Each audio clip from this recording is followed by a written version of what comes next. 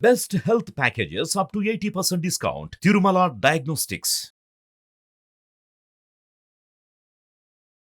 Hi welcome to our channel. ఈరోజు మనతో పాటు ఉన్నారు ప్రముఖ జ్యోతిష్య వాస్తు పండితులు, జ్యోతిష్య వాస్తు శిక్షణ నిపుణులు శ్రీ దింటకుర్తి మురళీకృష్ణ గారు. అదేవిధంగా మహాగౌరి అమ్మవారి ఉపాసకులు వీరు. నమస్కారం గురువు గారు. నమస్తే నాన్న. హరి ఓం శివం. సార్, భోగి రోజు ఏం చేయాలి? ప్రప్రథమంగా ఏం చేస్తే భోగి రోజు మనకు మంచి ఫలితాలు ఉంటాయంటారు? అసలు భోగి, సంక్రాంతి, కనుమ 3 రోజుల పండుగ, చాలా పెద్ద పండుగ ఆంధ్రాలో కదా. అసలు ఫస్ట్ ఈ పండగకి వచ్చిన ప్రాముఖ్యత ఏంటి అనేది ఒకసారి మనం బ్యాక్గ్రౌండ్ స్టోరీ చూద్దాం. ఇప్పుడు అన్ని పండుగలు, చాలా పండుగలు ఉన్నాయి మనకి. హిందూ సాంప్రదాయంలో ఎన్నో పండుగలు ఉన్నాయి. బట్ పర్టిక్యులర్గా ఈ భోగి, సంక్రాంతి, కనుమకి ఎందుకు ఇంత ప్రాముఖ్యత ఉంది అనేది మనం ఒక్కసారి చూసుకుందాం. జనరల్గా ఏంటంటే పండగ అనగానే పిండి వంటలు తయారు చేసుకోవడము, లేదా కొత్త బట్టలు వేసుకోవడము, ఇదే సాంప్రదాయం అనుకుంటాం. బట్ దీనికి బ్యాక్గ్రౌండ్ అద్భుతమైన ఆస్ట్రాలజీ ప్రకారం కానీ, స్పిరిచువల్ ప్రకారం, ఆధ్యాత్మికంగా కానీ చాలా అద్భుతమైన సాంప్రదాయాలు ఉన్నాయన్నమాట. దీన్ని పెట్టడానికి కారణాలు అవి. మనకి దక్షిణాయన పుణ్యకాలం అయిపోయి ఉత్తరాయణ పుణ్యకాలం స్టార్ట్ అయ్యేది భోగి రోజు. అంటే భోగి రోజు మకర రాశిలోకి సూర్యుడు 0 డిగ్రీలో ప్రవేశిస్తాడు. అంటే జ్యోతిష్యంలో మాకు ఒక అద్భుతమైన పాయింట్ అనమాట. అంటే మన దగ్గర ఎటువంటి అసలు ఏ డేటా లేదు. బట్ సూర్యుడు మకర సంక్రాంతి రోజు ఉదయం 6 గంటలకి 0 డిగ్రీల్లో మకర రాశిలో ఉన్నాడని చెప్పి తక్కువని చెప్పచ్చు. అంటే జ్యోతిష శాస్త్రంలో ఒక అద్భుతమైన విజ్ఞానం ఈ యొక్క పండగతోనే స్టార్ట్ అవుతుంది. రెండవది, ఆధ్యాత్మికంగా వచ్చేప్పటికి మనం ఏం చెప్పుకున్నాం, దక్షిణాయన పుణ్యకాలం మొత్తం వెళ్ళిపోయి ఉత్తరాయణ పుణ్యకాలం. అంటే దేవతలకి మనకి ఒక సంవత్సరం అయితే దేవతలకు ఒక రోజు అంటారు. ఓకే. దక్షిణాయనం అంతా వాళ్ళకి రాత్రి, ఉత్తరాయణం వాళ్ళకి తెల్లవారుజాము బ్రహ్మ ముహూర్త కాలం. అంటే సుమారుగా 3-4 ఆ మధ్యలో అనుకున్నాం. ఓకే. అండ్ ఒక్కొక్క పురాణంలో ఒక రకంగా చెప్పబడింది కాబట్టి దానికి కొంచెం కన్ఫ్యూజన్ ఉంది. బట్ ఏదైనా కానీ తెల్లవారుజాము, దేవతలకి తెల్లవారుజామున లేస్తారంట. ఓకే. అంటే ఇక్కడి నుంచి ఉత్తరాయణ పుణ్యకాలంలో నుంచి అన్నీ కూడా చాలా అద్భుతమైన పుణ్య కార్యక్రమాలు జరుగుతాయి. ఇక్కడంతా కూడా చూడండి, ఆస్ట్రాలజీ ప్రకారంగా కానీ ఆధ్యాత్మికంగా కానీ ఒక అద్భుతమైన రోజు అని చెప్పుకోవచ్చు. మరి జనరల్గా సామాజికంగా వచ్చేటప్పటికి మన హిందుస్థాన్కి, మన భారతదేశానికి రైతే బ్యాక్బోన్.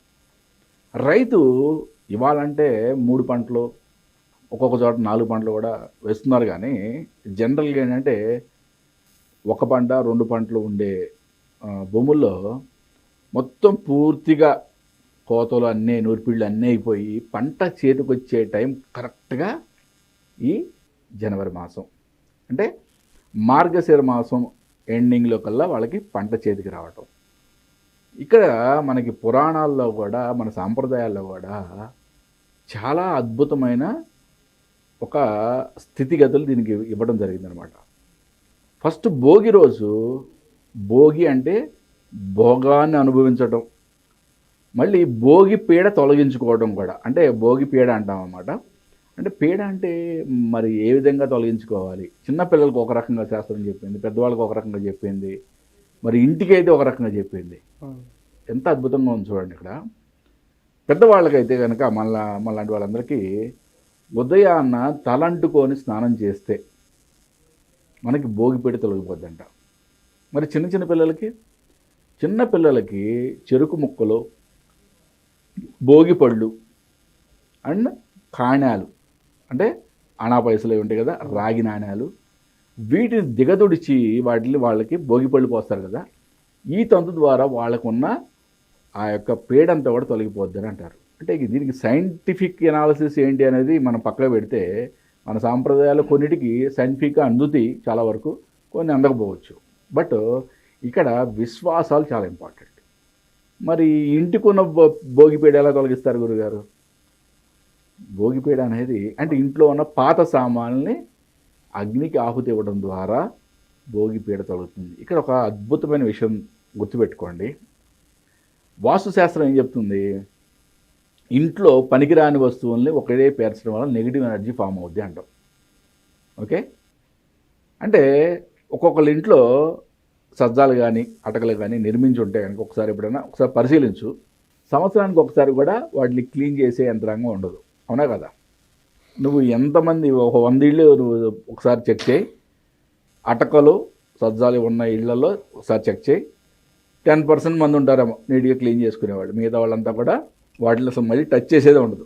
ఓకే, ప్లస్ సంవత్సరాల తరబడి మనం వాడని వస్తువుల్ని భోగి మంటలకి దహనం చేయడం వల్ల వాటిలో వచ్చిన నెగిటివ్ ఎనర్జీ మనం ఆ విధంగా పీడ తొలగించుకోవడం అని చెప్పి మనకి శాస్త్రం చెప్తుంది. మరి ఈరోజే భోగి రోజు ఇంకా ముఖ్యంగా మనం చేయాల్సింది నువ్వుల్ని తినటం. అంటే మన పిండి వంటల్లో అందుకనే మనకి ఈ కాలంలో బాడీ యొక్క టెంపరేచర్ని స్టిమ్యులేట్ చేయడానికి నువ్వులు తినడం అనేది. మరి చాలామంది ఈరోజే చిమ్మిలి ముద్దలు ఇవన్నీ కూడా, అంటే నువ్వులతో చేసిన చిమ్మిలి ఇవన్నీ కూడా అందరికి పంచి పెడతారు. జనరల్గా ఏంటంటే నువ్వులు ఉన్నాయి కదని చెప్పి మిగతా రోజులే తీసుకోరు. బట్ భోగి రోజు అయితే మాత్రం, పండగ రోజు అయితే మాత్రం ఎవరు కూడా ఏం సంకోచించుకుంటూ తీసుకుంటారు. అసలు శాస్త్రంలో ఏం చెప్పబడింది అంటే, ఏదైనా ఎప్పుడైనా నువ్వులు కానీ నూనె కానీ చాలామంది మనం చేతికిస్తుంటే వద్దు కింద పెట్టండి అంటారు. అంటే ఎప్పుడు కూడా శాస్త్రంలో మన యొక్క గోత్రనామాలు చెప్పుకొని మనం ఇస్తున్నాం, అంటే దానం ఇస్తున్నాం, ప్రతిగుణాదు 3 సార్లు మనం అన్న తర్వాత తీసుకునే వ్యక్తి ప్రతిగుణామి అన్న తర్వాత మాత్రమే ఆ యొక్క దాన ఫలితం వస్తుంది. బట్ అదేంటే మనకి తెలియక ఏంటంటే మనం అయ్యో చేతికిస్తున్న రుద్దండి, నూనె రుద్దండి, కింద పెట్టండి, ఇట్లా అదొక మూఢాచారంగా అనుకుందాం. బట్ ఏదేమైనా కానీ మిగతా రోజుల్లో మన వాళ్ళు ఎవరు కూడా నువ్వులు నూనె కానీ ముట్టుకోరు, అంటే ఎవరైనా ఇస్తే. బట్ పండగ రోజుల్లో మాత్రం అంటే నిర్మోహమాటంగా ఎవరైనా ఇచ్చినా కానీ అది ఒక ప్రసాదం లాగానే లేకపోతే ఒక పిండి వంటగానే స్వీకరిస్తారు. ఇది ఒక అద్భుతమైన విషయంగా చెప్పుకోవచ్చు. ఇంకొకటి భోగి రోజు ఇంపార్టెంట్గా గొబ్బెమ్మలు పెట్టడం. ఓకే, ముగ్గులు వేసి గొబ్బెమ్మలు పెట్టడం. ఇప్పుడు ధనుర్మాసం మొత్తం అంటే భోగికి ముందు నెల రోజుల ముందు మొత్తం కూడా ఈ చిన్న పిల్లలు యుక్త వయసులో ఉన్న వాళ్ళతో ఆవు పేడతో చేసిన గొబ్బెమ్మలు పెడతారు.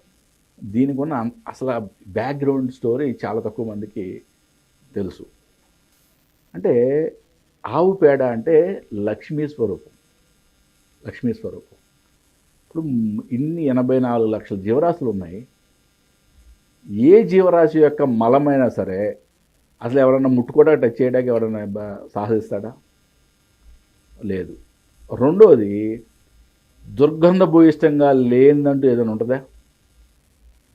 కానీ ఆవు పేడ మాత్రమే దుర్గంధం లేకుండా ఓకే పూజకి ఉపయోగపడే విధంగా ఉంటుంది. దీనికి ఒక స్టోరీ కూడా ఉంది. లక్ష్మీదేవి అంట ముక్కోటి దేవతలు ఉన్నారు కదా గోమాతలో, గోమాత దగ్గరికి వెళ్ళి నాకు కూడా ఒక స్థానం ఇవ్వు, నేను నీలో ఉంటానన్నాను. గోమాత అందంట, నువ్వు చంచలమైన దానివి, నువ్వు ఒక్కోసారి ఉండవు, ఎటు వెళ్ళిపోతావు కాదు, మరి నీకెక్కడ స్థానం ఏమనంటే ఆవిడందంట, మరి నేను అధర్మం ఉన్న చోట ఉంటే ఎట్లా కుదురుద్ది, ధర్మం ఉన్న చోటకి వెళ్ళిపోవాలి, నేను చంచలంగానే ఉండాలి అని చెప్పి ఆవిడ చెప్పిందంట. అట్లా అయితే కనుక మరి నాకు మలం ద్వారం దగ్గర అంటే గోవు యొక్క పృష్ఠం దగ్గర నీకు స్థానం కల్పిస్తానని చెప్పి గోమాత ఇచ్చిందంట. అక్కడి నుంచి వెళ్ళిపోద్ది కాబట్టి ఆవిడ వెళ్తూ ఉంటుంది, మళ్ళీ ఆహారం దొరకు వస్తూ ఉంటుంది కాబట్టి అక్కడ స్థానం ఇచ్చారంట. మరి ఈ గోమయంతో చేసిన పిడకల్ని అంటే గొబ్బెమ్మల్ని పూజించడం ద్వారా అంటే లక్ష్మీ ఉపాసన పిల్లలకి నేర్పారు. ఎంత అద్భుతమైన సాంప్రదాయం చూడండి. నెల రోజుల పాటు ఈ గొబ్బెమ్మలతో ముగ్గులు వేసి గొబ్బెమ్మల్ని ఉపాసన చేయటం, లక్ష్మీదేవిని ఉపాసన చేయటం. మాసానం మార్గశీర్షోహం, మాసాలలో మార్గశీర్ష మాసాన్ని నేనే అని భగవంతుడు చెప్పాడు కదా. మరి ఈ మార్గశీర్ష మాసం మొత్తం పిల్లలు అద్భుతంగా లక్ష్మీదేవిని కొలిస్తే మరి ఇంటికి లక్ష్మీకాకి ఇంకెవరు వస్తారు?